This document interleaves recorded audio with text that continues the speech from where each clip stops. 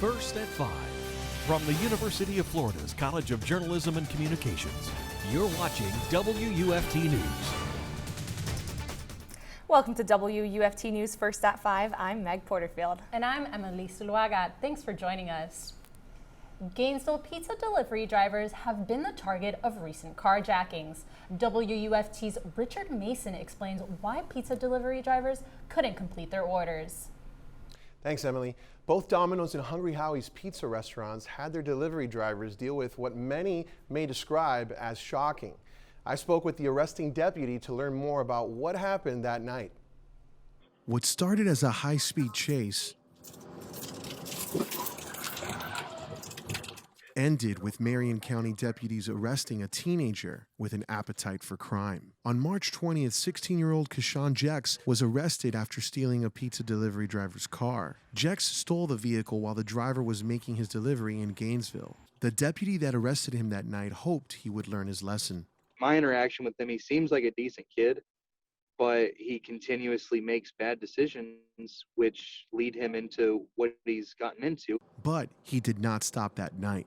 On May 29th, a Domino's pizza driver called 911 saying a man pushed him aside and drove away in his car. The car was then involved in a hit-and-run crash 25 minutes later in front of Verdant Cove Apartments. The next night in the Sugar Hill area, Jex stole a pizza delivery driver's car from Hungry Howie's, this time with a gun. Kashawn Jex was arrested after allegedly stealing multiple pizza delivery driver vehicles, including one that worked here at Hungry Howie's. But police say they were able to charge him after discovering that he was using the same phone number to place the orders. Jex was charged with grand theft, aggravated assault with a deadly weapon, and drug possession. However, Deputy Carr not only remembers the night he arrested the teenager, but the toppings on the two pizzas found in the back seat. I think it was 2 Domino's pizzas. One of them, I want to say was sausage and one was pepperoni. On June 4th, Jex was charged as an adult and submitted a written plea of not guilty. He is now awaiting trial. Jex is being held without bond for the June 4th charges and on a $280,000 bond for recent charges. No pizza delivery drivers were harmed during the carjackings. Well, definitely an interesting story, Emily. I'm glad no one was hurt. For some more interesting news, let's see what Julia Haley has for us this weekend. Starting off our Friday evening with some sunny blue skies, some scattered clouds in sight. 92 degrees, but feels a little bit warmer at 97 degrees for our heat index. Temperatures, of course, sitting in the low 90s and upper 80s. 91 Gainesville, 92 Ocala, 91 the Villages, 87 Daytona, 87 St. Augustine, 89 for Jacksonville. But of course, feels just a little bit warmer outside. Feels like 95 around Gainesville, 98 Ocala and the Villages, 92 Palatka, and feels almost triple digits at 99 in Jacksonville. So once again, a very warm day outside, although it may not look like it. And on to our evening, starting off in the 80s and dropping down into the 70s, starting out with that chance for showers, but that chance for showers dissipating overnight, clouds staying throughout the morning as well. Back to you. Thanks, Julia. Gainesville's New Zero Waste Initiative is looking to stop the plastic pollution created by takeout orders. Starting September 2nd, food distributors within the city will only provide single-use plastic accessories upon request. Condiment packets, plastic portion cups, and utensils will no longer be distributed in excessive amounts. These unwanted materials, often littered, make their way into nearby ecosystems, creating hazards for wildlife. Officials say this new ordinance will not only benefit the environment, but also businesses as well. It's going to save the businesses money, because if they put a plastic fork in every bag and they service 1,000 people a day, that's 1,000 plastic forks they're paying for to put out. Now instead, maybe they're only putting it in 10% of the bags as they're asked for. Establishments that fail to follow the policies will be given warnings before being formally penalized. Well, with the 2022-2023 school year approaching, Alachua County school meal prices are also changing.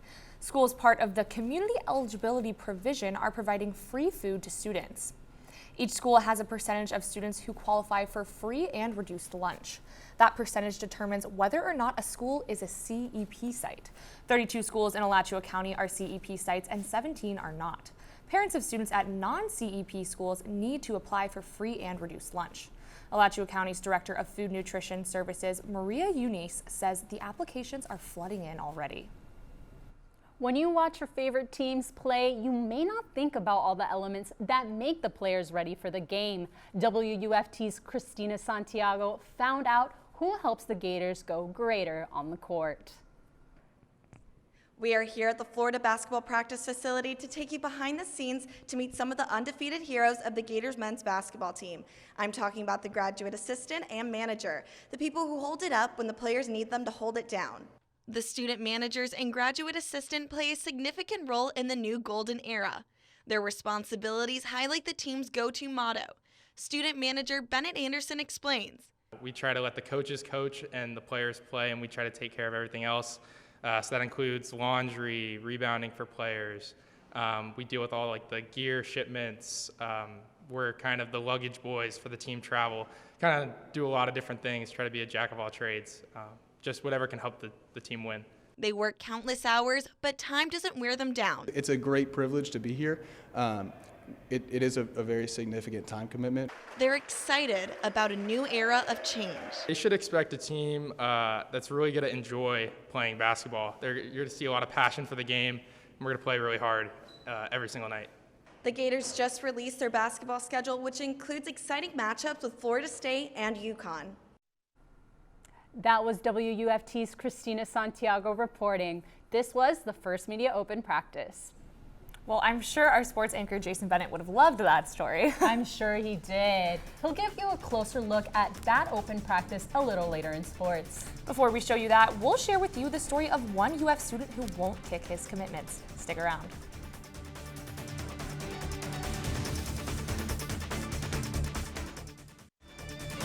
You're watching WUFT TV News.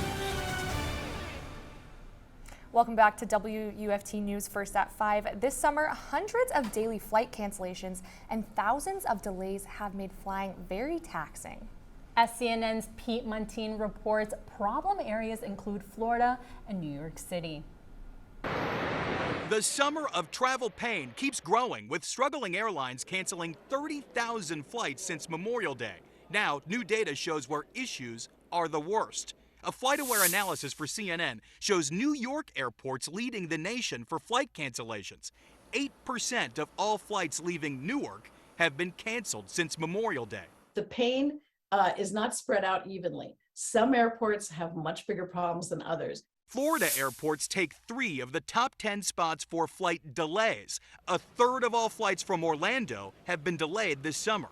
This new breakdown comes as passengers are packing planes in levels not seen since before the pandemic. But short-staffed airlines say the federal government is also short-staffed at air traffic control facilities. New York, Newark, and Florida really are air traffic control challenges. There's different issues at some other airlines, but those two places are really struggling. The FAA puts blame back on airline staffing issues as well as bad weather and heavy air traffic. We may have to slow the stuff coming out of Florida. At its round-the-clock command center in Virginia, the FAA showed us how Florida airspace can become clogged with flights, like a traffic jam on a highway. If you have a couple of thunderstorms right over the center of the state, now you got limitations on where you can go, especially in the summertime. If you want to get there on time, try to get there before lunch. Airlines argued $50 billion in pandemic aid would make them ready for this rebound. The airline industry is broken right now, and it's failing every taxpayer. Transportation Secretary Pete Buttigieg tells CNN he is seeing improvements, but still expects airlines to do better. People who want to avoid flying and drive to their destinations are facing different issues. High gas prices. Absolutely, Emily. According to AAA, the average cost for a gallon of self-serve regular is nearly $4.58 as of Friday. Let's take a look at our local area now. The average gas price per gallon in Alachua County stands at around $4.36. In Marion, that price is a little lower at around $4.24. That's the cheapest average in our area. On average, the most expensive gas in our area is in Bradford County at $4.45. A local runner approaches a major milestone 2 years into a decade-long journey. WUFT's Jacob Sedesse is here to tell us his story. Thanks, Emily. Reese Navarro is a dual mechanical and aerospace engineering major at the University of Florida, as well as a musician. But his friends from all areas know him for a mission he set for himself back in 2020, to run every day for a decade. I spoke with Reese about his journey. Take a look. January 1st, 2020. That's the day Reese Navarro made a big commitment to himself to run every day for a decade. Though that may seem like a difficult promise. It kind of started as a compulsive decision on January 1st, 2020. I think it was in the evening and I was just thinking about New Year's resolutions. I hadn't really done one before, but I figured it'd be funny if I did 10 years of running or something. In that moment, his journey began. He started to document daily with pictures on his Instagram account. It morphed from a decision on the whim to a greater mission. It's kind of just turned into staying healthy and meeting people through running. I don't know, it seems like a super social activity because you're running in a pack and it feels really personal. Many of his pictures include his friends who lace up and join him on his runs. They're pretty big fans. Usually my roommates I run with, and they're really supportive of me getting running done every day. The past 2 semesters, it has been kind of an inconvenience. I took 16 and 17 credit hours, which are a lot more than I bargained for. So I was really fitting in 1-milers every day compared to 3 or 4, which I'd like to be doing. Sometimes I'll have really busy, hectic schedules, like I'm running from my physics lab to band. Despite the challenges, the feeling he gets after long runs and the stamina he gains makes it worth it. As he approaches day 1,000, he reflects on the benefits of dedication. I guess if you're trying to, do something every day, it's really good to put forth an effort. I think having done something intense or just difficult every day really makes you feel satisfied. Reese mentioned he missed 5 days due to injuries. He also said he hopes to be playing music in a major city like Nashville in 2030. You can follow his mission on Instagram at 2030run. Now, back to you, Emily. Thanks, Jacob. So inspiring. Well, coming up after the break, WUFT's Julia Haley will give you your weekend forecast. Stick around.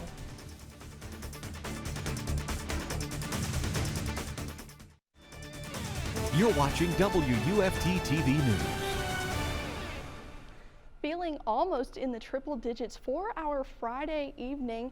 94 is what it feels like here in Gainesville, 97 Ocala, feels like 96 in the Villages, and feels like 98 in Jacksonville. Of course, we are only really sitting in the low 90s and upper 80s, 90 for Gainesville, 92 Ocala, 87 Palatka, 89 for Stark. So feeling just a little bit warm today, but outside of our studio, seeing that sun peeking through some scattered clouds throughout our area, feels like 89 degrees, 90 degrees, just 1 degree warmer for our heat index. Of course, starting off this evening in the 80s and dropping into the 70s overnight. That chance for rain present throughout the evening, but of course, just clouds for our morning tomorrow morning. And this week, expecting that warming trend to stay just a little bit longer and just a slight warming trend as well. For our Saturday forecast, seeing up into the 80s with that chance for showers. Saturday evening, Sunday evening looking pretty much the same, going into the upper 80s, just a little bit more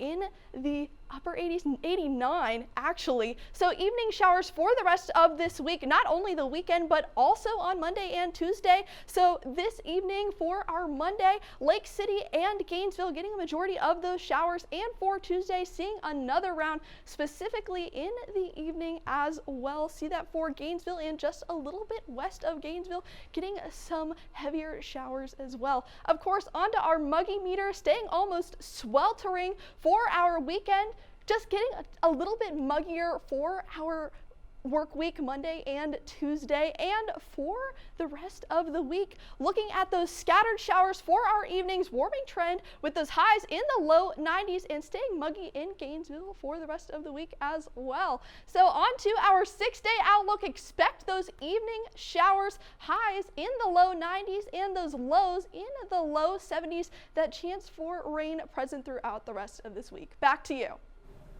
Up next, we give you a preview of SEC Media Days in sports. Stay with us.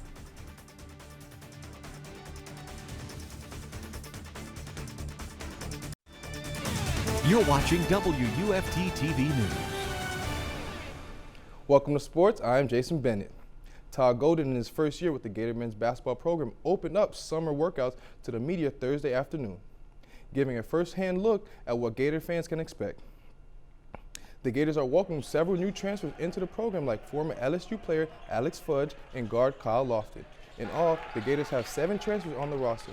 There are several key returns like Hawasi Reeves and Myron Jones. The Gators are preparing for the start of the 2022-23 season, which kicks off November 7th at home against Stony Brook.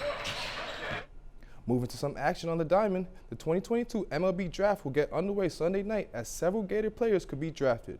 Most believable outfielder Sterling Thompson will be the first Gator to be selected in the first round.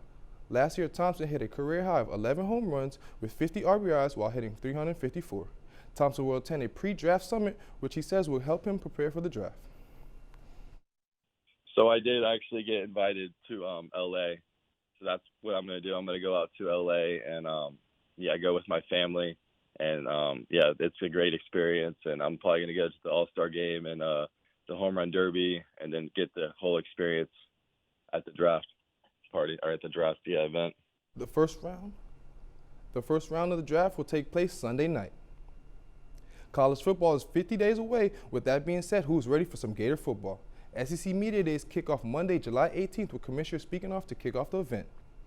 Florida head coach Billy Napier is in his first year, takes his first trip to the SEC Media Days, accompanied by 3 of team leaders: quarterback Anthony Richardson, offensive lineman Richard Gorge, and linebacker Ventura Miller. Media Day is held in Atlanta and it wraps up Thursday, July 21st. Moving to the track, current and former Florida Gator track and field athletes are set to compete in the 2022 World Athletic Championships.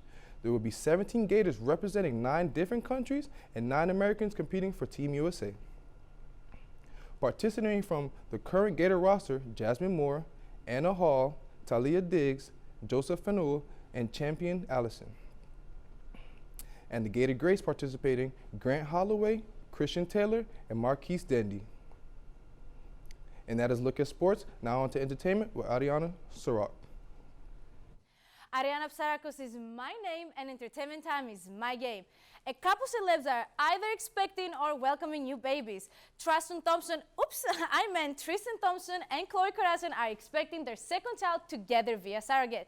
Now, if you're new here, I will fill you in on how the basketball star is more popularly known for his infidelity scandals. Third trimester Thompson just welcomed his second son with a woman that is not Chloe while dating Chloe. Yikes. In very less big news, Jonas and Sophie Turner are welcoming their second child together. The Hollywood couple has a daughter, Willa, who will be 2 years old next week. And Leo, just like her daddy, she now has a little sister, but we yet don't know the name. Camera, action. I'm in love with Nate Jacobs and he's in love with me. Scene. You might not nominate me for an Emmy, but Sydney Sweeney is among the ones that made the cut this year. Emmy nominations are out, and to no one's surprise, Euphoria, Squid Game, and Succession are nominated. Succession earned the most nominations of any show, earning a total of 25 noms. I am Ariana Psarakos, and that wraps up today's dose of entertainment news. Hope to see you next time. Thanks, Ariana. Now, before we go, let's take one last check on the weather. Julia, what you got? Friday evening, expecting some showers to roll in, of course, cooling down with those lows in the low 70s.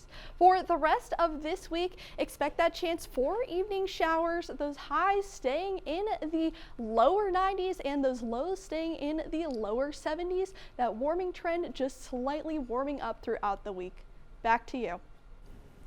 Thanks, Julia. BBC World News is next, and the PBS NewsHour is coming up at 7. Yep, but remember, your Florida news is always on at WUFT.org. Have a great night.